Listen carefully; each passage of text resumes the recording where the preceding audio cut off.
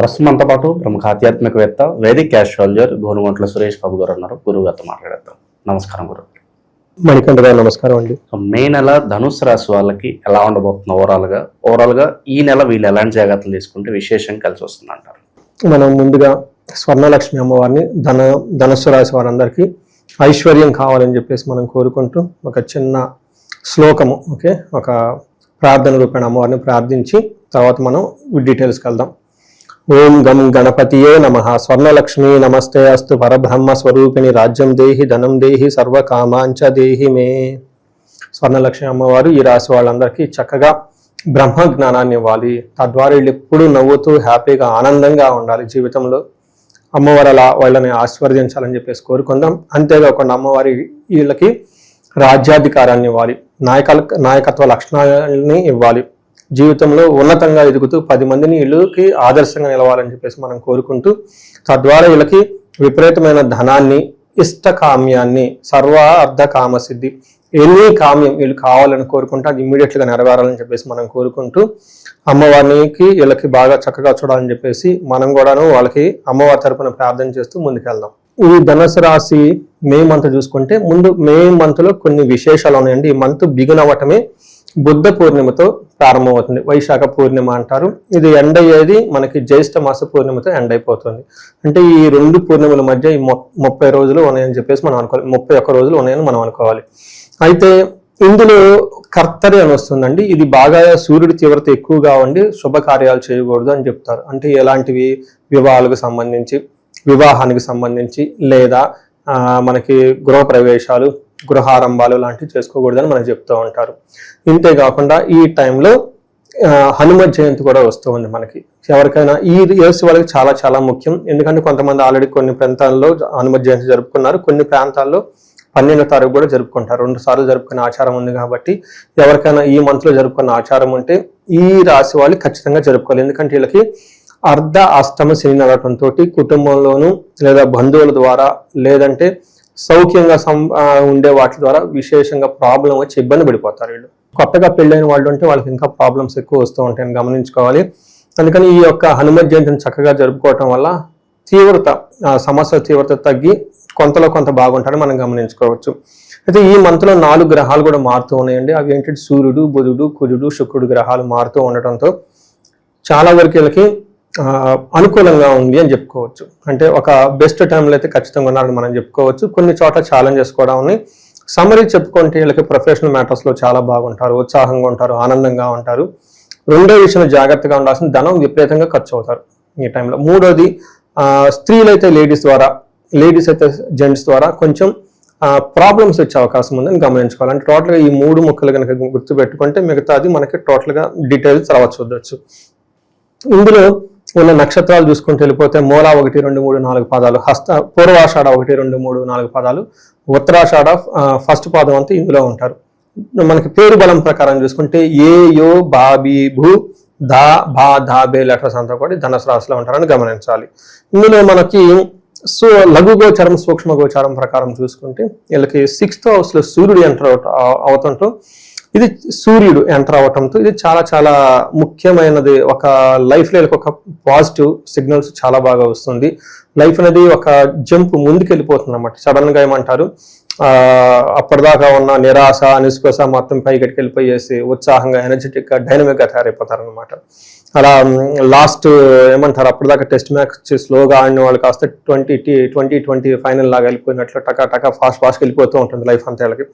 వీళ్ళకి ఏం జరుగుతుందంటే అండి, 6వ స్థానంలో సూర్యుడు రావడంతో ఈ చేంజెస్ వస్తుందండి. సూర్యుడు గ్రహరాజు కాబట్టి, ఆయన పెద్ద ఆయన కాబట్టి ఆయన యాక్టివ్గా ఉంటే చాలా విషయాలు యాక్టివ్గా ఉంటారు. వీళ్ళకి 6వ స్థానంలో సూర్యుడు వస్తే ఏమవుతుంది, యత్న కార్య సాధనం. అప్పటిదాకా వీళ్ళు గనక బాగా హార్డ్ వర్క్ చేసే రిజల్ట్ రాకపోతే ఈ టైంలో వీళ్ళకి మంచి హార్డ్ వర్క్ కి సంబంధించిన గుర్తింపు, ప్రమోషన్స్ అన్ని వస్తుంది.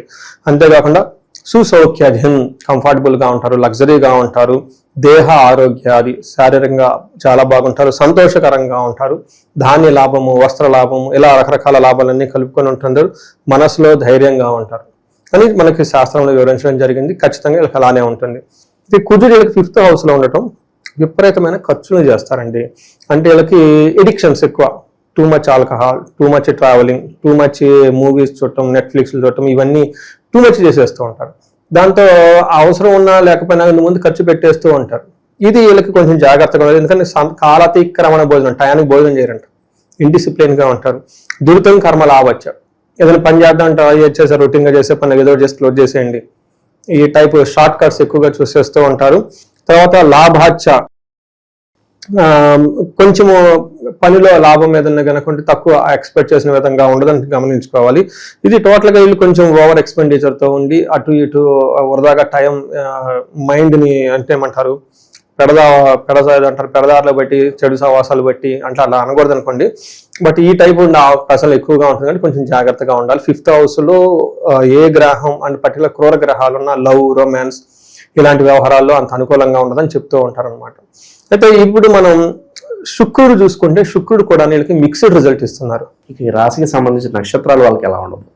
ఇందులో మనకి మూల, పూర్వాషాఢ, ఉత్తరాషాఢ నక్షత్రాలు మనం ముందుగా అనుకున్నాం కాబట్టి ఇందులో మూల నక్షత్రం వాళ్ళకి ధన ప్రాప్తి, జయము చక్కగా ఉంది. అంటే ఏ పని చేసినా ధనం కలిసి వస్తుంది, జయప్రదంగా ఉంటారు. వీళ్ళకి బంధనము, కన్ఫ్యూజన్ అనే పరిస్థితుల్లో ఉంటారు. ఏది ముందుకు వెళ్దామా, వెనకెళ్దామా, ఏది మంచిది, ఏది చెడ్డది, ప్రమోషన్ వస్తే వదిలేద్దామా, ఉన్న జాబ్ వదిలేద్దామా, లేదంటే మనం ఎన్ఆర్ఐలో ఇండియాలో ఉందామా, సింగపూర్ ఎటో వేరే కంట్రీ వెళ్ళిపోదామా, లేదంటే మ్యాచ్ వచ్చింది ఇది మంచిదా చెడ్డది, ఇలా రకరకాల కన్ఫ్యూజన్లో ఉండే అవకాశం ఉంటుంది. 2-3 ఆఫర్లు వచ్చే అవకాశం కూడా ఉంటుంది. వీళ్ళకి ఆఫర్లు వచ్చినా కానీ ప్రాబ్లమే, ఉన్నదాన్ని వదులుకొని కొద్దానికి వెళ్తే ఎలా ఉంటుంది, ఇలా టెన్షన్స్ ఉంటాయి కదండి. ఆ రకంగా శుక్రుడు వీళ్ళకి లవ్, రొమాన్స్, ప్లేజర్స్ వాటిలో మంచి ఏమంటారు ఒక ఎక్స్పీరియన్స్ని ఇస్తూనే, భార్యాభర్తల మధ్య అవగాహన, అన్యోన్యత పెంచుతూనే వేరొక విధంగా కోపం, గొడవలు కూడా తీసుకుని వస్తూ ఉన్నారు. మనకి శుక్రుడు 7th హౌస్లో ఉంటే ఏం చెప్తారంటే కోపస్తదహ భీదిహి, కోపం వస్తుందంట, భయపడుతూ ఉంటారంట. సర్వదా క్లేశ జీవనం, ఏదో టెన్షన్గా ఉంటారు. స్త్రీ జాడ్యం, స్త్రీల ద్వారాలకి మంచి టఫ్ అయిన సిచ్యువేషన్స్ వస్తుందని చెప్తూ ఉంటారు. అంతేకాకుండా మేహ రోగాది, టీబీలు, షుగర్లు, బీపీలు ఇలాంటివి ఏమైనా ఉంటే కొంచెం ఎక్కువగా వచ్చే అవకాశం ఉంటుంది. బట్ బేసికల్గా ఏం చెప్తారంటే స్త్రీలతో భేదాభిప్రాయం, లేదా లేడీస్ కనుక ఉంటే వాళ్ళ ఆఫీస్లో కానీ ఇంట్లో వాళ్ళతో కానీ పురుషులతో భేదాభిప్రాయం, వీళ్ళు చేయాలనుకుంటారు, వాళ్ళు వద్దు అని ఖచ్చితంగా నిర్మోహడం చెప్పేస్తూ ఉంటారు. దీంతో గొడవలు అయ్యే అవకాశం ఉంటుంది. ఈ కొంచెం విషయంలో జాగ్రత్తగా ఉంటే ధనుసు రాశి వాళ్ళు బాగుందని మనం చెప్పుకోవచ్చు. వీటి గురించి, ఈ కన్ఫ్యూజ్ అనే పరిస్థితి నుంచి బయటకు రావడానికి ఒక రెమెడీ చేసుకుంటే చక్కగా ఉంటుంది. అలానే పూర్వాషాఢ నక్షత్రం వాళ్ళకి ధన ప్రాప్తి ఉంటుంది, జయప్రదంగా ఉంటుంది. వీళ్ళకి కూడా బంధించబడినట్లు ఉంటుంది, హెల్త్ జాగ్రత్తగా పెట్టుకోవాలి. అలానే ఉత్తరాషాఢ నక్షత్రం వాళ్ళకి జయప్రదంగా ఉంటుంది, ధన ప్రాప్తి ఉంటుంది. వీళ్ళకి బంధనము, కలహము, రోగము చూపిస్తుంటుంది. వీళ్ళకి కూడా కన్ఫ్యూజ్డ్గా ఉంటారు, హెల్త్ విషయం జాగ్రత్తగా ఉండాలి. గొడవలు అయ్యే అవకాశం ఉంది ఈ ఉత్తరాషాఢ నక్షత్రం వాళ్ళకని గమనించాలి. ఇక పరిహారాల విషయానికి వస్తే ఎలాంటి పరిహారాలు ఈ రాశి వాళ్ళకి బాగుంటాయి? ఇందులో వీళ్ళకి కుజుడికి సంబంధించి పరిహారాలు ఎక్కువ చేసుకుంటూ ఉండాలి. ఆంజనేయ స్వామిని రెగ్యులర్గా ధ్యానం చేసుకోవటం, గాయత్రి మంత్రం వచ్చిన వాళ్ళు గాయత్రి మంత్రాన్ని చక్కగా రెగ్యులర్గా చాంట్ చేసుకోవటము, ఎక్కడైనా జంటనాగలు కలిసి ఉన్న దగ్గర కందులు కుజుడికి సంబంధించి దానం చేస్తూ ఉంటే చాలా బాగుంటుంది. ఇంతే కాకుండా వీళ్ళకి ఆంజనేయ స్వామిని రెగ్యులర్గా ధ్యానం చేసినా బాగుంటుంది. అంటే రాముడు, ఆంజనేయ స్వామి ఇద్దరు కలిసి ఉన్న పటాలు ఉంటాయి, వాటిని పూజిస్తూ ఉంటే చక్కగా ఉంటారు. వీటితో పాటు వీళ్ళకి మన్యు పాశుపత అభిషేకం అని ఉంటుందండి. ఇది చేస్తే కార్యజయం వస్తుంది, కార్యజయం వచ్చేస్తుంది. సెన్సెస్ మీద చాలా కంట్రోల్ ఇచ్చేస్తుంది. దూకుడుగా తనం లేకుండా చాలా కామ్గా, కూల్గా వెళ్ళిపోతూ ఉంటారు. ఇవి కాకుండా వీళ్ళకి శని ప్రభావం ఎక్కువగా ఉండడంతో ఏలినాటి శనికి సంబంధించిన శని పిప్పలాద స్తోత్రం చాలా సింపుల్, బ్యూటిఫుల్గా ఉంటుంది. అందరికి సజెస్ట్ చేస్తాను. ఎందుకంటే ఈజీ మనకి ఎట్లా అంటే తక్కువ టైంలో ఎక్కువ రిజల్ట్ రావాలి కదా, మనకు అంత టైం ఉన్నది కాబట్టి ఉదయం ఒకసారి, సాయంత్రం ఒకసారి శని పిప్పలాద స్తోత్రం చదువుతూ ఉంటే శని యొక్క నెగటివ్ ఇన్ఫ్లుయెన్స్ అంతా పోయి చాలా బాగుంటుంది. వీటితో పాటుగా హనుమాన్ కార్యసిద్ధి మంత్రం లేదంటే హనుమాన్ చాలీసా రెగ్యులర్గా చదువుకుంటూ ఉంటే బాగుంటుంది. వీళ్ళు ఎవరైనా బిజినెస్ పీపుల్ ఉన్నా, వీళ్ళ ఇంట్లో ముఖ్యంగా సింహరాశి వాళ్ళు ఉన్నా, కుంభరాశి వాళ్ళు ఉన్నా, మేషరాశిలో వాళ్ళు ఉంటే చాలా జాగ్రత్తగా ఉండాలి. హారోస్కోపులు అందరూ ఒకసారి చెక్ చేసుకొని 1-2 సార్లు పరిహారాలు చేసుకుంటే చాలా బాగుంటుందండి. అంటే ఎక్స్పీరియన్స్లో చాలా చూస్తూ ఉంటామండి హారోస్కోపులు. ఈ కాంబినేషన్లో ఉన్న హారోస్కోపులు ఈ టైంలో శని పీడల వాళ్ళ ఇంట్లో డబల్ ఉంటాయి. ఒక్కళ్ళు ఉంటేనే తట్టుకోలేం.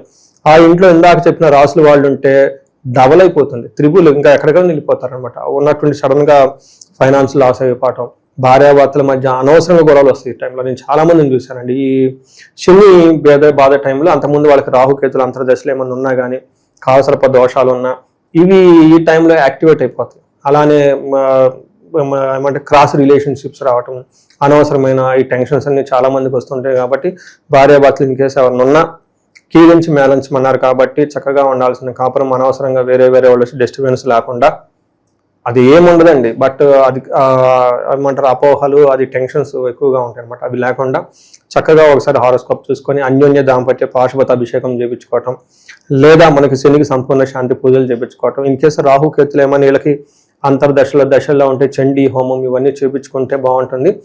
ఒక్కసారి ఎక్కడైనా స్ట్రక్ అయినట్లు అనిపించి సిచ్యువేషన్ మనకి out of the hands control చేసే విధంగా లేదు అనుకున్నప్పుడు వాళ్ళ ఓన్ హారోస్కోప్ చూసుకొని అందులో ఏముంది, ఎందుకు వస్తుందో, ట్రిగ్గర్ అవుతుందో తెలుసుకొని దానికి చక్కగా పరిష్కారాలు చేసుకుంటూ ఉంటే లైఫ్ 10 అంతలు ముందుకెళ్ళే అవకాశం చాలా ఎక్కువగా ఉంటుంది ఈ రాశి వాళ్ళకి. మంచి విశ్లేషణ అందించారు ధనుసు రాశి వారి గురించి. ధన్యవాదాలు. ధన్యవాదాలండి.